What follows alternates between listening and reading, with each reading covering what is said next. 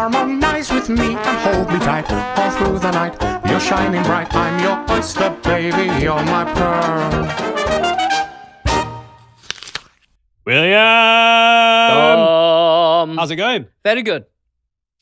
I do often wear my headphones only on one ear, but I'm specifically wearing my headphones on one ear today because I got a little bit of earache. Have you really? Just a tiny bit of earache last night. What do you think's caused that? I don't know, but I did have a, is it called a fever dream last night? You know, where I don't know if my temperature was up, but you know, when your dream is quite vivid and strange. This is a weird one, right? I was kissing and cuddling a girl. Right. I think it was Yoon Jin Kim who played Sun in Lost. Oh, right. You know, Okay. a lovely Korean couple. Right, I think I yeah. was kissing her quite passionately last night With your lips. with my lips. But her tongue was only slightly held on by the finest kind of bit of sinewy gristle. So every so often, her tongue would fall into my mouth because she was on top of me. And I go, oh, you're okay. Here you go. And like just flip it back into her. And then we'd kiss again. And then again, it would just go and fall into my mouth like a slug or something. And then I woke up this morning and had a little bit of earache. So I don't know what that's about. What do you think that dream means? I don't know. I mean, Yunjin is a wonderful woman, very, very lovely lady, very And as far attractive, as you but- know, her tongue is completely attached. yes, intact. But I've never held any, long-seated, secret love for her. Well, Dom, you got me a book about the human body, Got you a few books, but go on. but I've started reading one of them. Brilliant. Have you read the body one? I'm starting to read it, and I'm at the bit where it looks at the brain, which is in your body, at the top there. Brilliant. The only part of the body that named itself. There you go. Yeah, there you go. Well, they were talking about a part of the brain. I've forgotten the name of it, Mm. but it's in deep, Dom. It's in deep. Okay. Maybe in the white matter. Oh, right. And it's just a tiny little thing, and it deals with fear. And it's a tiny Is it thing. the amygdala? It might be, I think it might. That's a guess. Right. but they said that it gets very active at night when you dream. Right. That's why there can be a lot of fear in a dream, even if it's not a scary thing. Right, yeah. So maybe you were kissing, but I'm scared your tongue's going to fall off. So maybe that's what was happening, because that fires up at night, and there's people who have been in accidents where that's been, destroyed or hurt, and they have no fear of anything. No fear. I've got a friend. How would you like a life like that? Would that be good or I have bad? a friend who pretty much has no fear. Base jumper, wingsuiter, works with very Yeah. dangerous animals, drives very fast motorbikes. He really has no fear. Do you think there's something wrong with Something his with his amygdala. amygdala? I think his amygdala, Red Bull, and his adrenal yeah. system is a little off. But that's interesting that you said fear, because obviously when our brain has a chance to rest, maybe it goes to the places that it wants to try and make sense of. And a lot of times we're making sense of our fears, our insecurities, our anxieties. So it all passes through this little bit, and it kind of gets rid of that stress, Dom. Is that the part of the brain that they argue was the first to be formed in us? Is that the idea? It's the rudimentary brain. I don't know. And then the bit grows around it. Does it? If anyone out there would like to come on the Friendship Onion who is an expert in brains and how they work, that would be an amazing guest. That right? would be a great guest. Or even if you're an actor and you play one on TV, like say for instance Grey's Anatomy, Yeah. then we'll speak to you about it and Yeah, see. or do Doogie- you actually learn anything We when could you're have on those shows? Doogie Howser or the guy from House on. Exactly. And the book is called, just to give a shout out, is Bill Bryson. It is Bill Bryson, who's fantastic. Brilliant. All his books are great.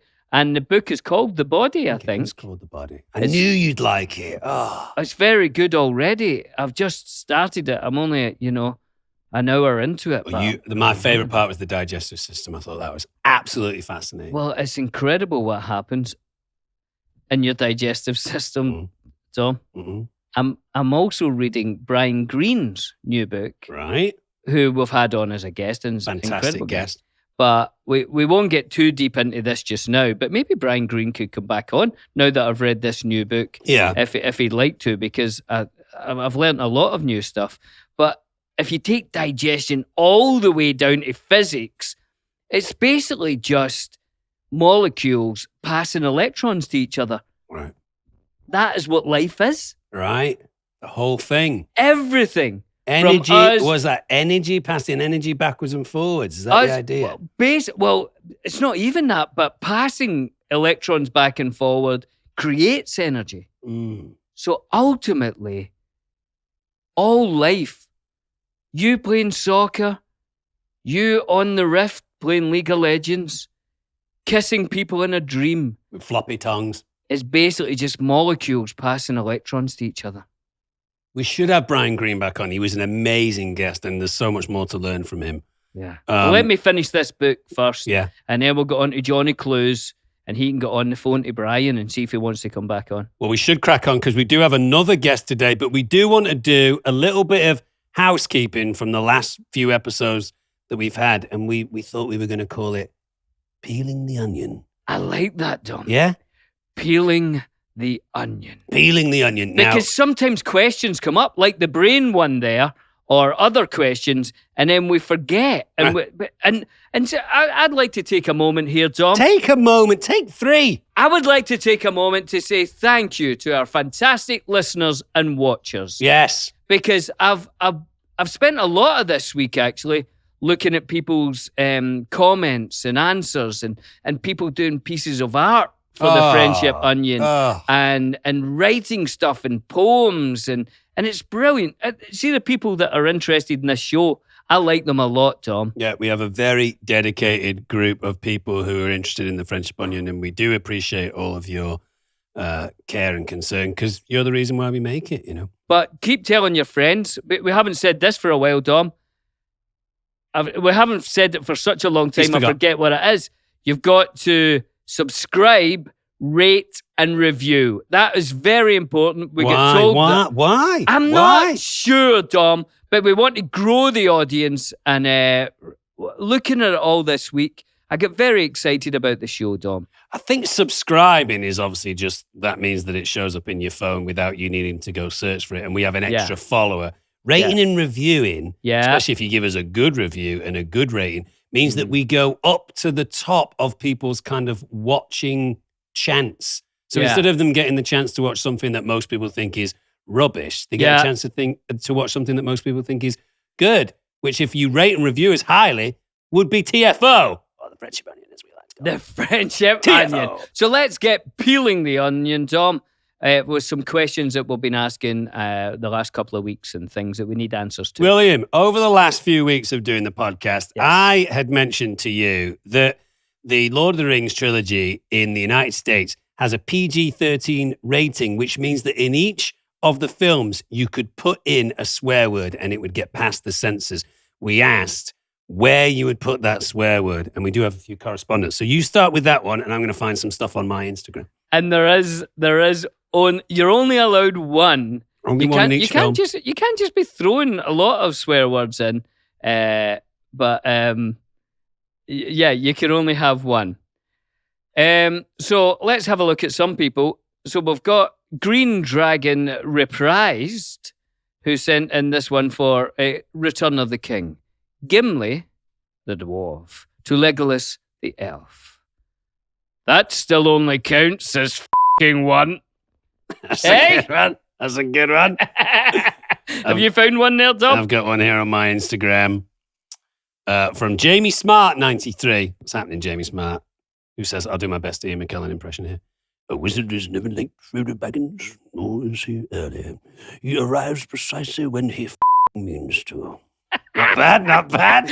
I tell you, I took a photo of a few because I liked them. And you know who I like? I like Treebeard ones for some reason. Yeah, you said. So, Treebeard. Side, I am on nobody's side because nobody is on my side with Locke. That's nice. Love it. This one from Roslinen. I actually think this works pretty well. And, you know, you could have put it in there. Eowyn in Return of the King. I am no man. Now, that actually works quite well. That actually you know what I mean? works, is that? You know what I mean? You put that in and you think, yeah, fair enough. Hey, I forgot to say it was Josh Curtis who did the Treebeard one. And Nice I'm going to do this as my last one, though. Okay. Because I like this. Great Red Spot said, a Galadriel quote, Oh, yes. in place of a Dark Lord, you would have a queen. That's a good one. All right, I'll end with this one because you know how much I love Pippin in those movies. This from Frank.Saber. Pippin in Fellowship of the Ring. All right, where the are we going? Send in more of your suggestions. We Yes, love please. those things. Is there anything else that harks back over a few episodes that we want to be? Yeah, I did Answering back. I found a great one here, Tom. Laura Westenra. What a lovely name. Laura Westenra gave us a good answer to a question that I had. In fact, I had a half of an answer, and not even half of an answer. I had 20% of an answer Okay. to a question that you had. Yeah. Why do you put eggs in the fridge? In the fridge. Okay, let's hear it. And I said to you, well, you don't in Britain, Yeah. but in America you do. And I Yeah. said, I didn't really, I don't know. But anyway, Laura Westenra says, you only have to refrigerate eggs if you wash them. There's a kind of natural protective coating on eggs that comes off after you wash them. In America, the farming practices are usually more unsanitary, unsafe, so it's required. If you get eggs from your own chickens and they're not covered in muck, you can leave them unwashed, unrefrigerated. Right, that makes sense. Now, when she's talking about the natural protective coating, does Mhm. she mean the shell? No, on the shell, there's a sort of, well, I call it an emulsion. Oh, brilliant word. Brilliant. Brilliant. There's an emulsion. And in the, certainly in factory farming of eggs, that gets washed and knocked off in America. Mm. So it's already, you need to refrigerate it as soon as you buy it. Yeah. And also, don't buy battery farmed No. eggs. I buy all my eggs from places where the eggs get a chance, the chickens get a chance to run out. Imagine the in eggs were all outside. running That'd be around. crazy. But you can see on any box, it will say, these chickens, walk around on the ground with Yeah. the sunshine and they get Yeah. a chance to forage naturally. Those are the eggs you want. Battery farmed eggs, no. Yeah, and you have to watch the wording, Dom, because they can use words that makes it sound like it's better than it is. So Go on. again, 20% of this I've read, All right. but there's words like Free roaming might not mean that outside. Do you know means what I they've mean? got a bit more space in their cage. Ah. So what I do, and this is probably the wrong thing to do, but I go for the one that's got the most. So it's if it says organic, cage-free, Antibiotic grass, free. yeah, then you're like, okay, that's got a lot of stuff going on. This has got to be good people. If there's anyone out there that's an expert in eggs or Yeah. chickens And or they can farms, Tell us if you're going to Come eat on. eggs, where is the best place? Rather, other than having your own chickens, number one, going to a farm, number two. yeah. If you're going to a supermarket, what is the best way to know that you're buying good eggs where the chickens are treated well? If you could let us know, we will peel the onion on that. I would have my own chickens, absolutely, in Los Angeles, but there are wild coyotes in this part of the world, and I love those animals. They're fantastic, but absolutely the coyotes would eat the chickens within a couple of days, so there's no point. And the next best thing, like you said, is a farm that you know. Yeah. Someone sent us a gift. Ooh. This came from someone, Graves, in Catonsville, mid MD? Is he a doctor? Massachusetts? No, it can't No. be Massachusetts. John, MD, state.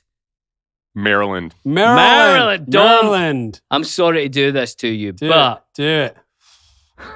Maryland. We say Maryland. Maryland. Yeah, in Britain. Maryland. Maryland. As you know, California, New York, Florida. I'm going to say the very last digit of your index finger. So index over Oh, here. No, go out. Oh, Go- that way. Yeah, right there. So down the bottom, Yeah.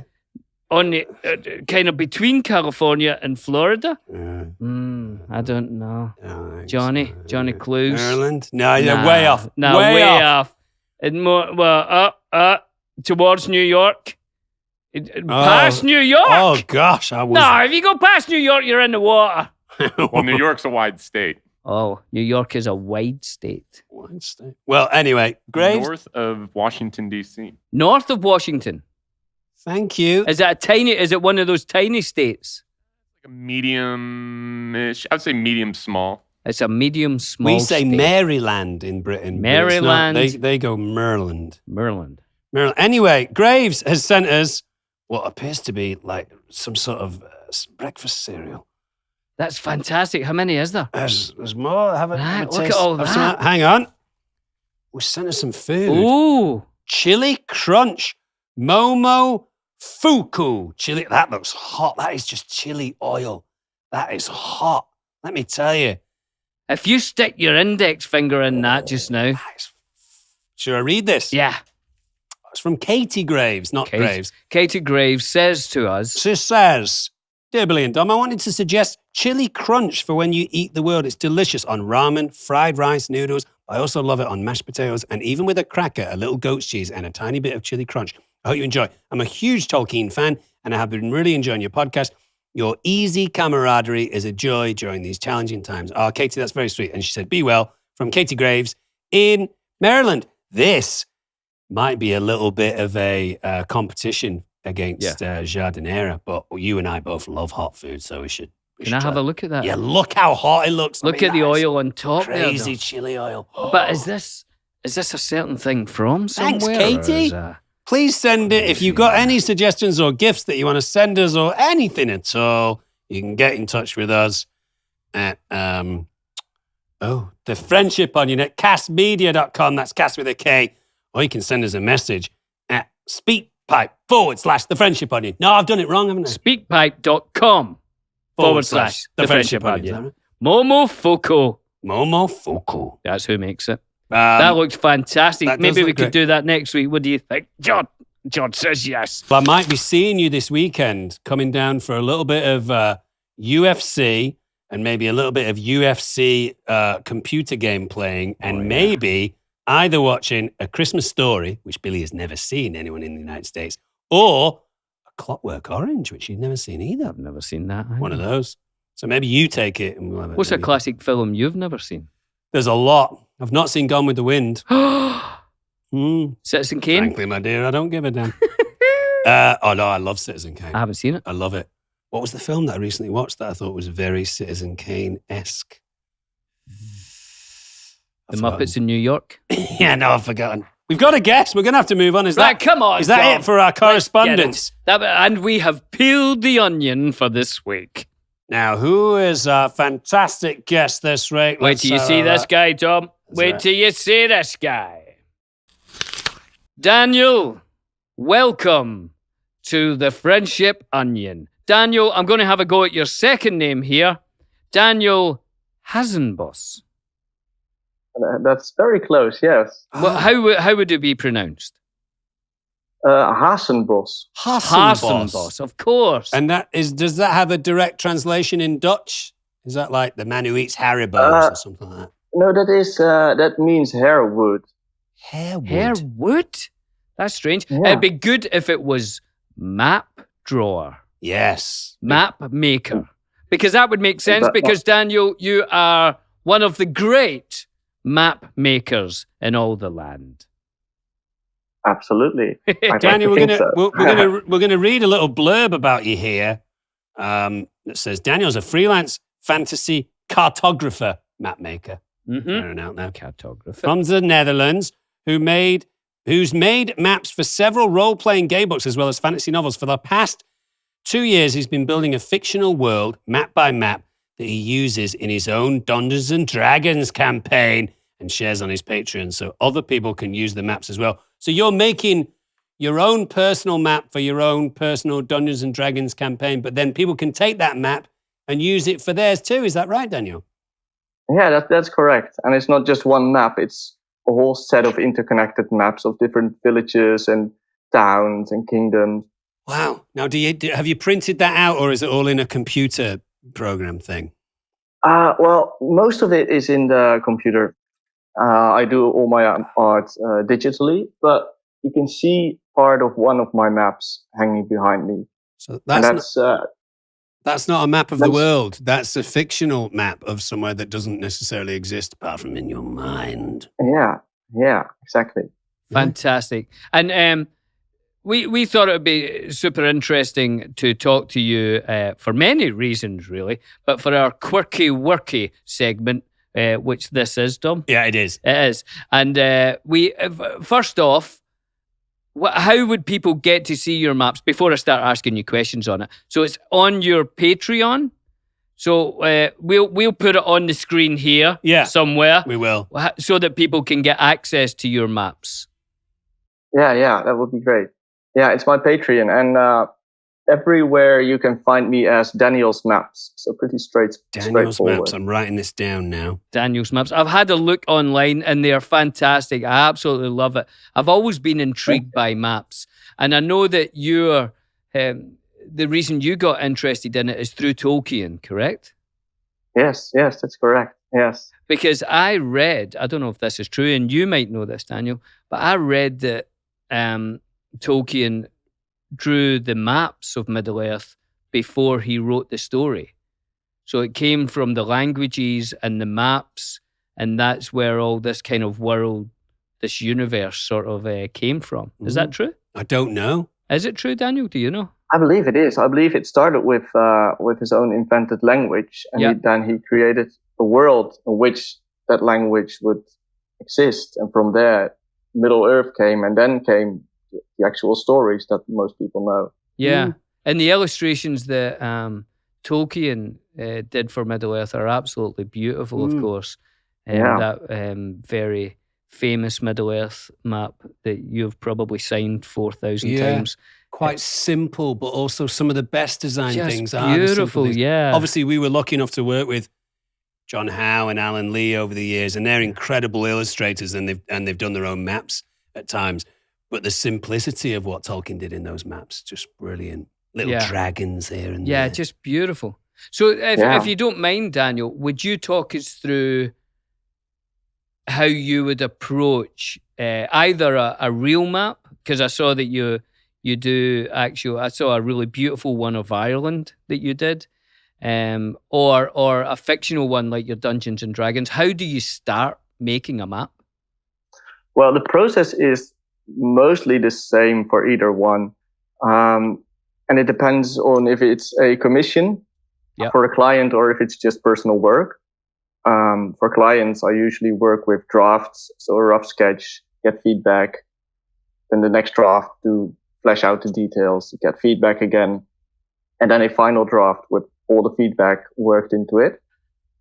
For my personal maps, I usually just start drawing, and I see very interesting shapes all around me.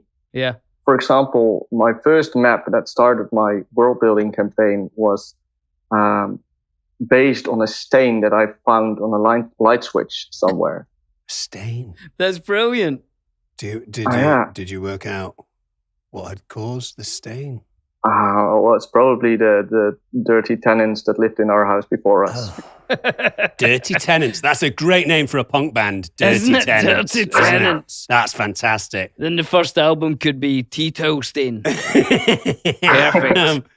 So, and as Billy had said, this kind of seemed to begin with your interest in the maps of Tolkien, what he'd drawn for Lord of the Rings. So, just to go even further back from your own map building, when were you introduced to Tolkien? How did that happen?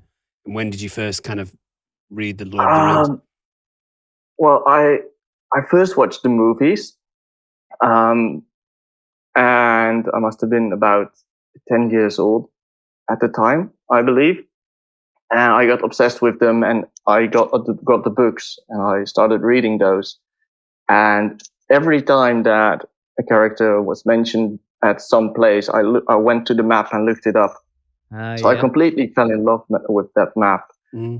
But yeah, it was through the movies that I got introduced to Tolkien's work.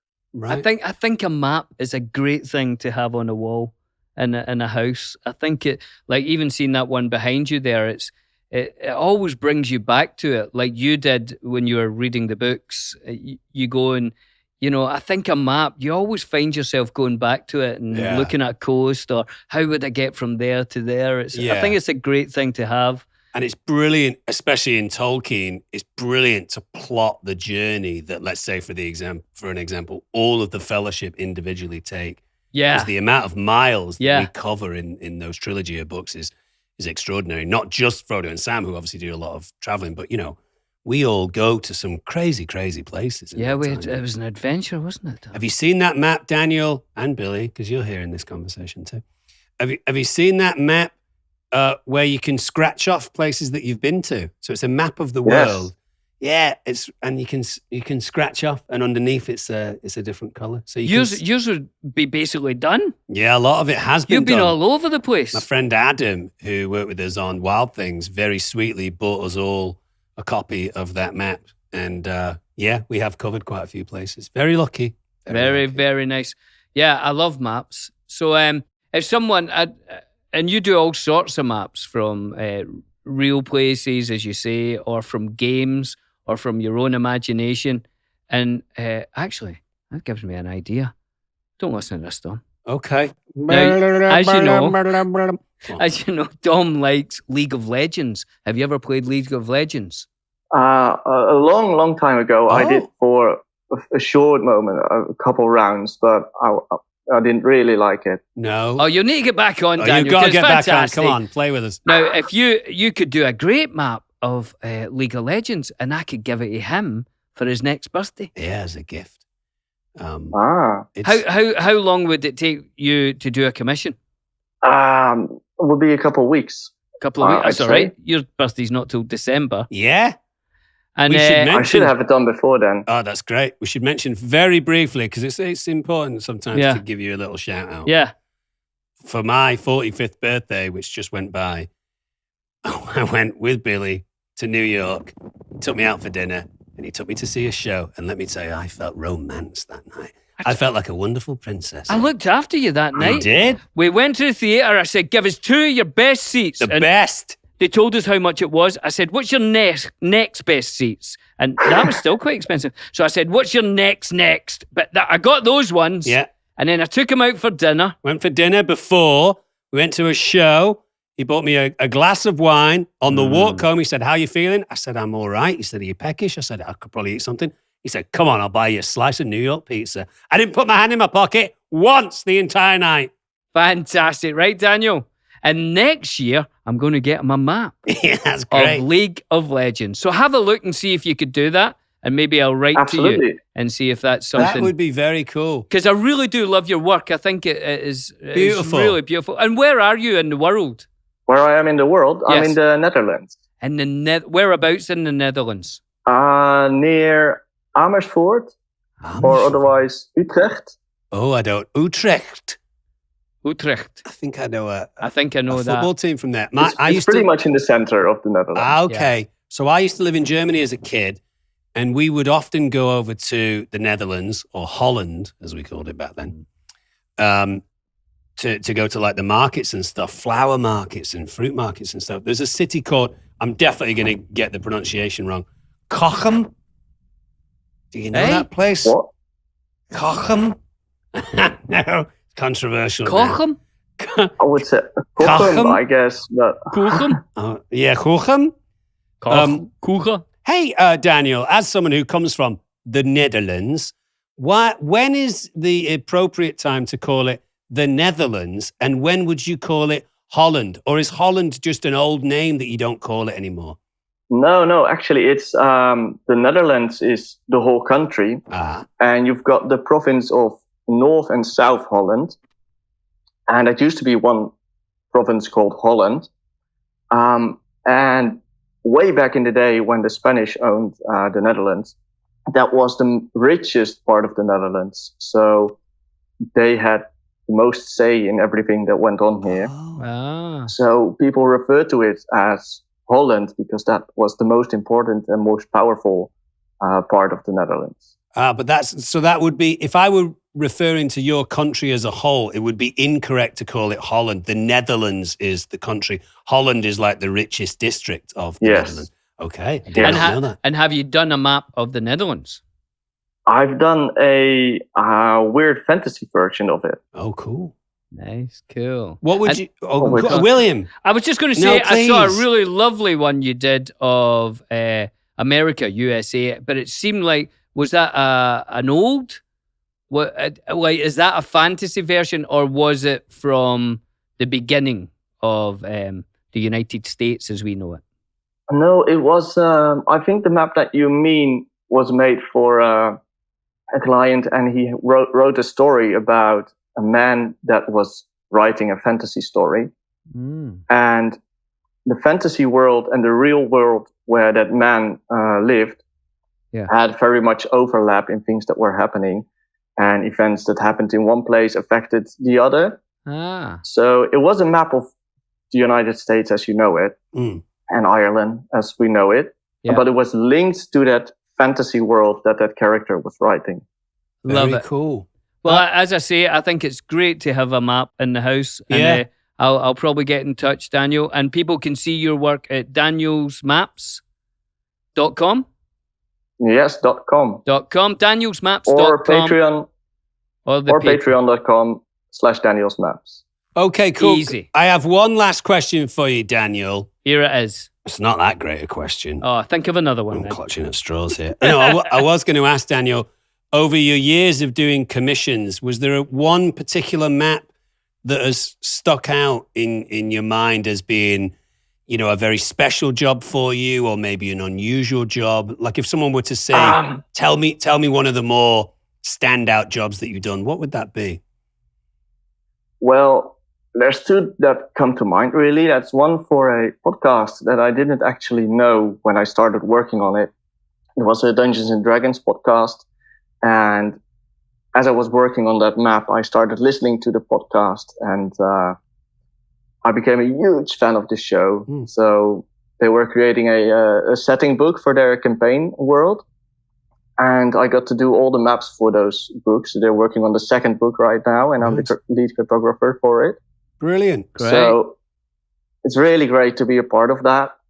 And another one that's probably my biggest project that I've done so far is for the Entertainment Weekly magazine, when they did the Game of Thrones special for the season finale. I got to do the map for that magazine with all the routes that the Stark family members went throughout the whole show.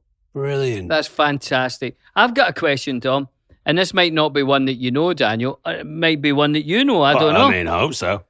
When people started making maps, how did they do it? Like, there wasn't helicopters or anything. How did you make a map when you couldn't look down at something? Like, how did you make it? It's a great question. I don't know the exact method, but I know that they would just stand at certain points on hills and draw a straight line between those two, and then do that dozens of times from different places. So like two guys, one would go to a hill like 500 yards away, and I would be on the other hill. You'd be the other guy on the other hill. I'd be happy to be that guy. And then we'd say, look at that. It goes in, out, and then there's a big rock. How high are you? I'm pretty high. Okay, mark that down. Mark that down, pretty high. 2 ins and a big rock. All right, move to the next. And then I would go to the hill that he was on. He'd go to the next hill. This could be a movie, Tom. Yeah, it could be. The map makers, me and you. I get the feeling that you and I would create a slightly surreal map. I think it would be perfect to the absolute inch. To the nth degree. Well, So that's what they did, was it? So like a whole country, the first guy that did Africa was 2 guys standing on hills. True. Well, probably not 2 guys, but I know that the French king eventually wanted a very accurate map of his kingdom so that he knew how big it was exactly. Yeah. And there was this family of cartographers, and they worked on that map for several generations using a technique like that. I don't know the exact technique, how it works exactly, but it's something like that. And they worked on it for several generations until the map was finally done. Wow. Well, if anyone knows the absolute story of that French family of map makers, let us know. We'll put it on Peeling the Onion. Yes. And we'll talk about it next week. Well, we could talk to you all day, Daniel. The more we talk to you, the more questions we have. But unfortunately, we probably have to move on, right? Because everybody needs a map in their house, and I would recommend getting it from Daniel. Get it from Daniel. Daniel, we'll leave all your information in our show notes. But it's wonderful chatting to you. and good luck with all of your map-making ventures. Yes, thank you. Thank you for having me, and have a great day. You too, Daniel. Have a great one. Bye-bye. Thank See you, you, mate. Daniel. Yeah, what a fantastic guest. Maps. Now, Who was the first map? who was the first map? Who was the first map? If you know the answer, who made the first map? Dom maybe thinks it's Rome. No, I didn't say. No, I just said that was. If you take the example of ancient Rome or Egypt, they would definitely need maps for protection. But the first maps, I mean, any group of people trying to protect their clan would be making rudimentary maps. You know, Yeah. I'm sure Neanderthal man would Yeah. be like, "Don't go over to the big rock because by the big rock." Yeah. There is the enemy. And people will go, "Where's the big rock?" And you go, get us Come a piece of paper and a pen. We don't have pens. We've only Get- just started to make pull that very piece of charcoal out rudimentary of the fire. tools. Pull that piece of charcoal out of the fire. We don't have fire yet. Hang on, I'll cut myself. Hang on. Right, now. See That'll that? let the bad spirits out. You're all right. Yeah, there. I'll just The good draw thing a about- massive boulder with my blood. This is us. We're X. See the big boulder? Don't go over there. Right, Got you. we're X. Good thing once a few thousand years and it was Rome, at least you knew if you got on a road, all roads lead to Rome. They do, don't So you they? don't really need a map. You know you're going to get there. I'm still absolutely fascinated by the fact that there are roads all over Europe built by the Romans. Yeah. That is just crazy, right? Isn't it crazy? Just think about that. You think, no, that can't be right. And people are like, no, these cobblestones were built by Romans. And one day we'll get into the London Underground, which is something I don't believe exists. If there's anyone out there that's an expert on the London Underground, We'd like Billy, to speak to them. Billy might be as fascinated about that as deep space. That's the one reason I know we're living in a matrix. The London Underground. Yeah. It's the oldest underground train system on the planet. And some guys went down there with shovels and built all that and put trains down there. And then you get on at Baker Street and you change at Waterloo. That's crazy, isn't it? Nah, it didn't happen. And how does it crisscross just perfectly? Do you know what I mean? How did they not miss Waterloo by a couple of feet? They're like, nah, we're going to have to go to the next station. Yeah. We missed Waterloo. Back there. So two guys are down with shovels. Give me a break. I'll meet you in the middle. No, I don't buy it. Don't buy it either. Oh, emails and real mails. Fast as tigers, slow as snails. Billy, do you want to read this email out Yeah, here? you ready? Yeah. It's David J. And David J says, I've been a fan of both of you, since the Lord of the Rings came out. Thanks to the podcast, I have tried Iron Brew, and I have to say it is probably Scotland's third best export after Sean Connery and Mr. Billy Boyd. Fantastic. I would put Iron Brew above me, actually, but that's very nice of you, David. Thank you. I am proud to say I have Marmite and Coleman's mustard on order and will receive them in a few days. Jessica says, what is black when you buy it? Mm-hmm. Red when you use it? Mm-hmm. And grey when you throw it away. Now, does she mean red as in R-E-D or does she mean R-E-A-D? Well, exactly. Because you know, a newspaper is red when you read it. But we've When you read use it as R-E-D. So, Mm, Johnny, no, he's saying it's red. R-E-D, red. Yes. So, what is black? Black. When you buy it and then it So turns... you buy it, Dom. You buy it. It's not something that you're born with or something that's passed down to you. It says here in black and white, it's black when you buy It's it. black when you buy it, but you want it to turn red when you use it. Oh, it's got to be red when you use it. But I tell you what, Dom, it's grey when you throw it away. So it loses its colour. And you when throw it away. You throw it away. You don't. So that means you don't eat it. It's That's black right. when you and It's red. when you- Red Oh, this when is you a use- good one. lipstick. Buy something. No, you I'm wouldn't just buy- looking at red. I I'm know, just trying to William, work it you sound out. Yeah, it's black when you buy it. Right. Okay. We've got that. What is it when you use it again, It's Dom? red. It's lipstick. I was saying. Yeah, but you wouldn't buy black lipstick that often, would No, you? you And it wouldn't. certainly doesn't go grey. So black. You buy that's a crazy conundrum. You buy something that's black, but when you use it, it goes red. right? But it's a riddle, so it's not. Let's get out of the. The literalness, Yeah, we're through the mirror here, people. Yes, we're through there and peeling the onion. We aren't peeling the onion. Let's start with grey when you throw it away. It's grey, Dom. Grey, grey, grey. Goes from red to grey. Red when you use. I'm emphasising the use there. Use it. I was going to say a television is black when you buy it, and then when you turn it on, it's different colours, but it's definitely not red, is it? No, and you wouldn't throw a TV away. Specifically red when you use it. Oh, wait a minute. All right, what? Nah. No? I was thinking blood there, Dom. I was thinking blood. Oh, you're getting a bit gross there. Blood. I think we might need a clue from Johnny Clue. Give us a clue, Johnny Clue. You want? I can Give say, us a hard clue. I can say this, that it's probably the most challenging, and the answer is kind of not that satisfying.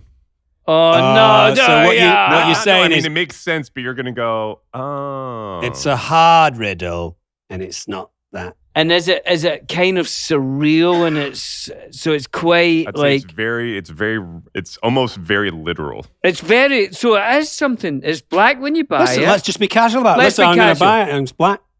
right? After So I use if- it, it's going to go red. right, red when you grey when you throw away. So black when you buy it, it's right. A diary. It's a diary. Red when you use it, but that would be the other red. Yeah, exactly. R-E-A-D. And it's not R-E-A-D. Could it's it be? R-E-D.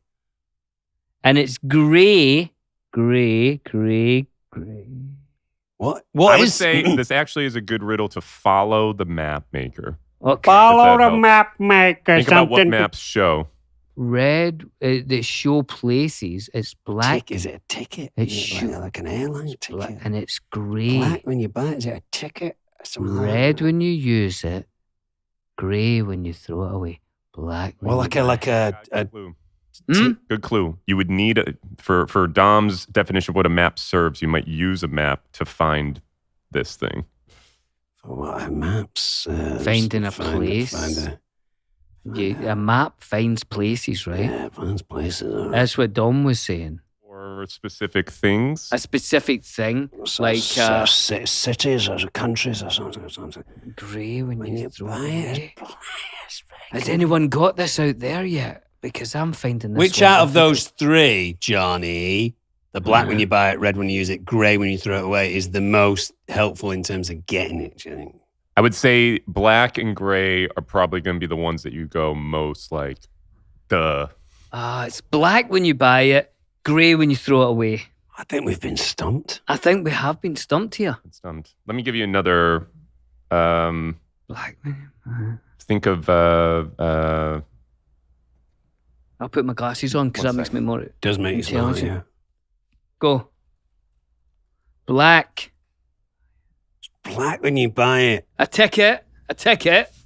An aubergine. An aubergine. It might be related to what you the Map guy. vehicles that are in the London tunnels. Trains. It's a ticket. It's a ticket. It's not a ticket. Black when you buy Black when something you- to do with What trains. gives it power? Oh, a steam engine. Coal. Coal. Coal. Black when you buy it, red when you use it, grey when you throw it away. It is. It's coal. It's It's coal. black when you buy it. It's red when it's in the fire, and then it's the ashes. It's great, Dom. I We actually- should have got No, that was quite good actually. I quite like that is that quite riddle. good, actually. That Jessica from St. Louis. You stumped us, We'll meet you at the fair and give you a free T-shirt. Jessica. Thanks. And now it's time to eat the world. Oh, I'll eat the world, Dom. Billy and Dom eat the world. Well, here we are. You join myself here and Mr. William Boyd to my right. Hello. We are in our no expenses spared Billy and Dom Eats the World stage, getting ready to eat a mysterious dish this week. William, it's over to you. Dominic, this one comes from Cora. Hello, Cora. From the southeastern US. And Cora says, here in the South, many people love mayonnaise, especially a brand called Jukes. We put mayo on everything, but most famously, or perhaps infamously, on banana sandwiches. 2 pieces of white bread, sliced bananas, and a generous dollop of mayo. I think it's an abomination. Wow, lovely words. Yeah.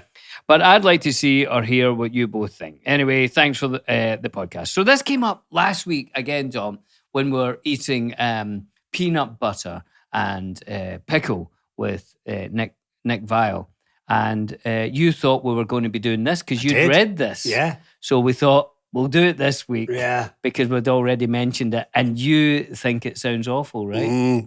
I watched you make your own sandwich and I made mine. You slathered your bread with mayonnaise, covered. I only put a little bit of mayonnaise on mine, nowhere near as brave as Bill's. Cora comes from the southeastern US, but she doesn't say where. She's quite vague about where. Well, she doesn't She comes from. know where she lives. She said white bread, we've done brown bread. She said sliced bananas, we've sliced them. Then she said a generous dollop of Duke's mayonnaise. We've not used Duke's mayonnaise, have we? Because we couldn't source it. No. There's some more blurb But here. other than that, we've got it absolutely perfect, Tom. Absolutely perfect. Says here, Dale Earnhardt Jr., who I believe is a NASCAR driver. Is that right? Yes, Johnny Clues is nodding. Dale Earnhardt Jr. once tweeted that banana and mayonnaise on bread is one of his favorite snacks. GQ magazine. What does GQ stand for? Don't know. Gentleman's Quarterly. Is it really? Yeah. Wonderful. Gentleman's Quarterly magazine polled our readers, don't know who our readers are, and out of 35,000 votes, an unbelievable 9% actually described that sandwich as delicious. Well, I mean, that's not very high, is it? 9% of 35,000. No, it's not. That's really low. Yeah, that's not an unbelievably high That is number. terrible. Gordon Ramsay on the sandwich, he says, that would give me a not too pleasant gastrointestinal Yeah. situation for 3 weeks. Throw it away and start again. I would not eat an effing banana and mayonnaise. No. Whatever Muppet put those two together needs to clean their core. Dale Jr. needs to call me. That's what Gordon Ramsay said about this sandwich. So, Dale Earnhardt Jr., yes. Gordon Ramsay, no. We were at one point obsessed with Gordon Ramsay, weren't we? We would watch him a lot at your house. Yeah, he was good. And we noticed a lot of things. Gordon Ramsay does this a lot, which is very presidential. You see a lot of leaders around the world do this. So he goes, that fucking chicken is raw. Put more dressing on the salad. It's raw, Michael. It's raw, Michael. God. All right, should we have a bite? I'm not looking forward to this. Here we go. Make sure you get banana. And mayo. Are you ready? Let's do it. Okay.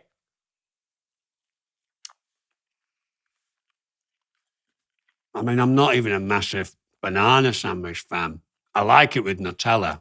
I love banana You sandwiches. get it all over your face. I made sure I got a lot of it. I love banana sandwiches.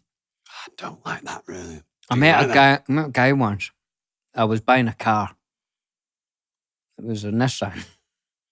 And the guy I bought it from at the place, the Nissan place, had a banana sandwich every day of his life for 35 years. Well, I mean, banana's very good for you, full of potassiums. You had told me the other day they're a natural antidepressant. Is that right? It is, Wow. yeah. So they're very good for you. You see a lot of athletes, specifically tennis players, in between their little break from one set to the other or one game to the very quickly eating a banana because it's great for energy. It is, and the more yellow it is, the more slow energy you get, and the more black it is, boom, Wow. because the sugar's ready to go. I'm not a massive fan of bananas. I love all fruit and I'm okay with bananas, but they're not at the top of my list. I would put them probably down in the lower 50s of my fruit.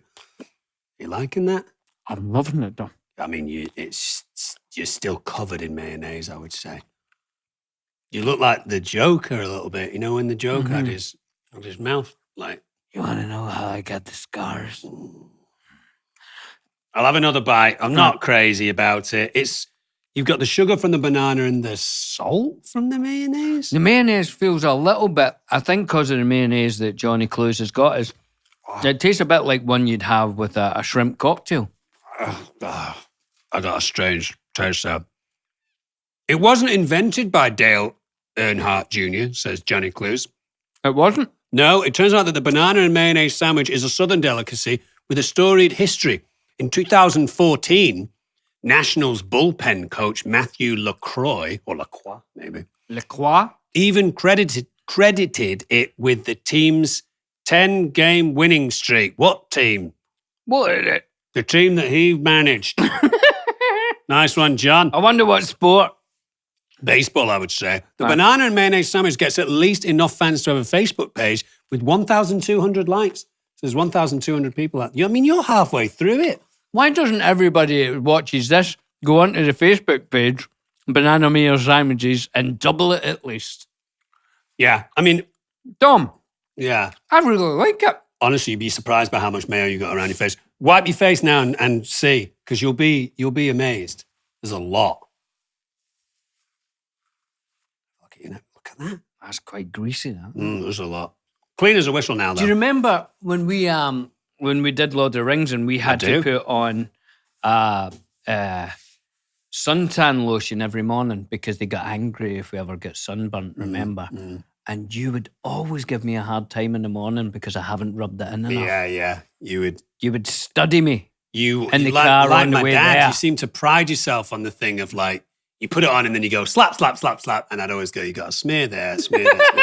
Because I thought you're going to get a suntan and then you're going to have massive little streaks across your face where it didn't hit. Now, back to the banana and mayonnaise sandwich. Right. Obviously, we know that there are great combinations of flavors out there that kind of contradict each other, don't they? Do you know what I mean? Yeah. Sweet and spicy and nice. Or, sour and sweet. I'm trying to think of something. Yeah, things something that else. feels as if they shouldn't go together. They juxtapose. But here's the thing, Dom. Like the one that we had last week with the peanut butter and pickle, Which I quite liked. it came from the Great Depression. Is that right? Yeah, if you dig a little deeper, Yeah. the sandwich is linked to the peanut butter and mayonnaise sandwich. Really? That sounds awful. Mm. We'll try that as well. Mm. The two ingredients in particular, according to Garden and Gun, were staples during the Great Depression. In the following years, 30s up to the 60s, apparently mayonnaise was added to smoothing out the peanut butter and then also serving as a calorie-rich meal. And somewhere along the way, they opted for bananas instead of peanut butter. Well, you and I both like a banana sandwich. I've had banana sandwiches over the years with chocolate hazelnut spread, which is fantastic. That's a great combination. I've had banana sandwiches with jam. Yep. I'm not too sure about the I'm gonna have one more Well, you're bite. almost halfway through. Well, I think only, I like that, Dom. I've but only let had a me just couple check. of bites. I'm not crazy about it. No, Quite like it. there's don't something you? about it I quite like. Would you say that you like that more than last week's peanut butter and pickle Yeah. sandwich? Really? Yeah, I do. I So I like- need to remember the scores I gave now. Because Yeah. if I give better scores to Yeah. the one last week. Yeah. Well, Right, let's do scores. let's score it. So, taste. Dom, I'm going to give it a 9.4. Wow, you genuinely do like it. It's not like a gimmick. No, I would do that again. I'm confident in saying that I probably would never eat that again by choice. Wow. I'm going to give it a 2. Woo. I didn't like it. Wow. How does it look to you, Dom? Well, it's a banana and mayonnaise sandwich, isn't it? I mean, that looks revolting, actually. Yeah, it doesn't look good when you open it up. Show that to the camera there. Yeah, I see that now. It's not very attractive. I'll give it a 4 for looks, aesthetics. Dom, yeah, it doesn't look great, Doesn't. but I mean, yeah, I'll give it a 5. Okay. Now, usefulness. Usefulness. If you were in the Great Depression, Listen, beggars can't be choosers. that's what and- they say. And at that point, obviously, everyone's struggling with a little bit of money. They and need calories. We need calories. You need they say. calories. You need something to feed your kids. We're, you know, we're, tr- no we're one's- trying to make maps of this new country. All right. And also things that last. You know, mayonnaise you can put on a cupboard and it'll stay good for a while, I would assume, right? Bananas don't last. Bananas don't. No, they go fast. I hate that. Yeah. Not as fast as a pear. Oh, I'm angry. Pear go faster than I'm banana. angry with pears. Well, at least with a banana, you see it Yeah. changing. You It go, lets you okay, know. I need a couple of days for that. But a pear, the night before, you'll think, nah, there's a few days on that. You wake up the next morning, done. Oh. Yeah. You can eat every bit of a pear. Is that right? You told me that, I think. I'm not sure if that was me, actually. Wasn't it? No. My brother used to, I don't know if he does it anymore, but my brother used to eat every bit of an apple. That's not good because the seeds are actually poisonous. Is that right? Yeah. Tell him not to do that. Never put an apple into like one of those machines that go ring. Not the whole apple, not the seeds. Because see, if you break the seed down, that's poison. Is that right? Uh-huh. Anyway, where are we at? Oh, usefulness. Usefulness. Well, I always think with something like this, can you bring it on a journey, on a car journey, on a trip? You're going to the cinema, something like that, on a road trip. You could definitely bring banana and mayonnaise sandwiches on a road trip. There's no problem with that. What? Is that how you equate? That's how I equate usefulness usually. My usefulness is like, if it's all I had in the house, what could I do with it? Is it easy? And you've normally got a banana and you've normally got mayonnaise, bread. So I'm like, I can find it, Yeah. but is there anything else I can do with it? Not a lot. I bet Elvis used to like these sandwiches. No. No? What did he like? Peanut butter? Fried peanut butter and jelly sandwiches, as they say, He or would jam. travel to a certain place and get them, wouldn't he? And I think sometimes he would put a few slices of bacon in there. He liked his calories, Elvis. Died on the toilet. Is that true, though? The king died on the toilet. Dom, I can only give that a 4 for usefulness, to be honest. I think I'll give it a 4 too. Not a 42. A 4. A 4. Guys, get in touch with us if you want us to eat the world. We enjoy the slightly stranger ones, even though I didn't necessarily like the taste of that. I do like trying new things. You do. So thank you very much, Cora. That was love. I would have that again, Cora. My friend here on my left, Dominic Monaghan, would not. No. Hey, Tom, that was fun, wasn't it? Wasn't that a great episode, man? Daniel. We did maps. What? We did Eat the World. Yee. We did a riddle that stumped us. Send us in your riddles if you think they can stump us. The Friendship Onion at castmedia.com. Also, there's still merch around and available. That's the Friendship Onion podcast.com. That's where you get the t-shirts and hoodies and all that. Hey, we'll see you all next week. Don't forget to rate, subscribe, Review. that's the other one, Tom. We love hearing from you guys, and we will see you next week. On the Friendship Onion. Toodles.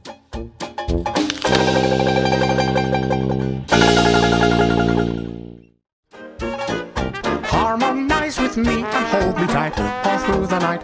You're shining bright, I'm your oyster, baby, you're my pearl.